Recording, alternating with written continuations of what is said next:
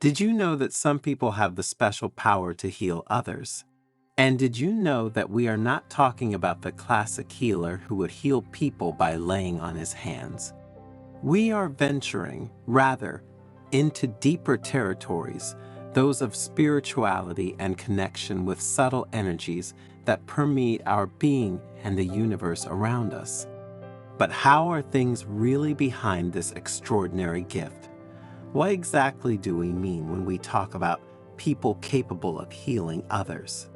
Is it possible that there is a subtle energy that flows through us, uniting us in ways we don't yet fully understand?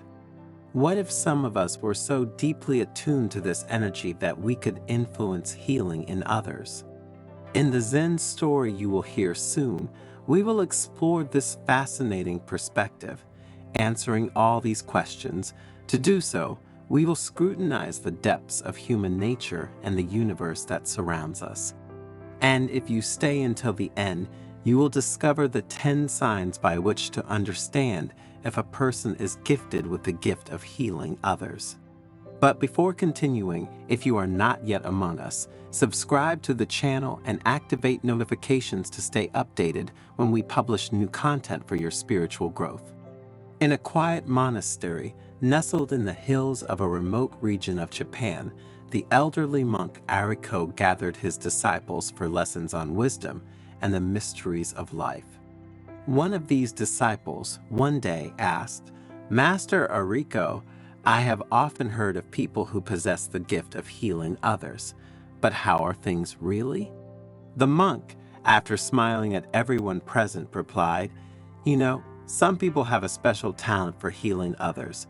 They are people who sometimes, thanks to their simple presence, manage to make others feel good. Today, we will talk about them in depth, and I will show you the signs by which you can understand if you are among them or how to identify them. However, it is important that you understand two things. The first is that we are not talking about the classic healers who lay on their hands that are told about in many stories. And the second is that you must never be fooled by anyone who claims to be a healer. There are individuals out there who, for money or other interests, would do anything. While the disciples, listening carefully to the monk's words, appreciated the wisdom and care with which he warned them against scammers, Ariko immediately entered into the merits of the topic. The first sign that a person is gifted with the ability to heal people is his deep desire to alleviate the suffering of others. Ariko described how this impulse could manifest into a strong desire to help someone who is going through a difficult time. A young disciple I have known for years, the monk said, has the habit of providing food and medicines to the beggars he finds on the street. Thanks to these simple gestures, he manages to heal many people who, otherwise, would suffer from diseases linked to malnutrition and lack of care. The second sign Ariko spoke of was a high sense of purpose and calling. I know many stories of natural healers who had always felt a deep and innate belief that they were destined for something important, the monk said. These healers, over the centuries, have developed real healing ceremonies based on meditation and the use of natural active ingredients. The third sign Ariko talked about is having a deep connection with nature and animals. The natural healers I have already talked about, he said, feel an unbreakable connection with the natural world. This leads them to discover, develop, and use natural remedies and nature-based healing practices, remedies and practices often unknown to traditional doctors. He told of a healer who, walking in the woods, was able to perceive the energy of plants and communicate with animals. Many thought he was crazy, he added, but those who trusted him managed to solve many health problems. The fourth sign, Ariko explained, is the ability to open up naturally. The natural healers I have met along the way, he continued, have the ability to radiate a calm and reassuring energy. This gift of theirs leads people to feel at ease and to share their problems and concerns with them, as many do today with modern psychologists. Ariko told of a healer who, with his simple presence, was able to create a space of trust and serenity that led many people to heal from anxiety or depression. And as we prepare to analyze the next signals, we invite you to leave a comment with your experiences. Also, if you are enjoying the video, please like and share it. You will help us produce new valuable content every day. The fifth sign that Ariko exhibited was natural empathy. The natural healers I have known, he said, have an innate empathy that enables them to connect deeply with others, understand their emotions, and provide support and understanding.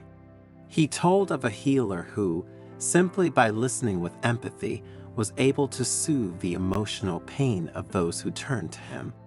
The sixth sign Ariko illustrated is the innate ability to balance and heal. Natural healers, he said, are able to sense universal energy and balance it through physical contact, presence, or words. I remember a healer who, with his hands, was able to transmit healing energy and correct energy imbalances in his patients. The seventh sign that Ariko explained was high sensitivity to energy and the environment. She told of how natural healers were able to sense subtle energies permeating the world and identify energetic imbalances in others. He told of a healer who, upon entering a room, could immediately sense whether the energy was positive or negative and act accordingly. Sign number 8 that Ariko spoke of was related to natural healers who possessed an extraordinary ability to recover and heal quickly, both physically and emotionally. He told of a healer who, despite adversity, was always able to recover and continue to offer support to others. Another sign that we are faced with a person capable of healing others is that of someone who demonstrates a profound awareness of their own dreams and visions.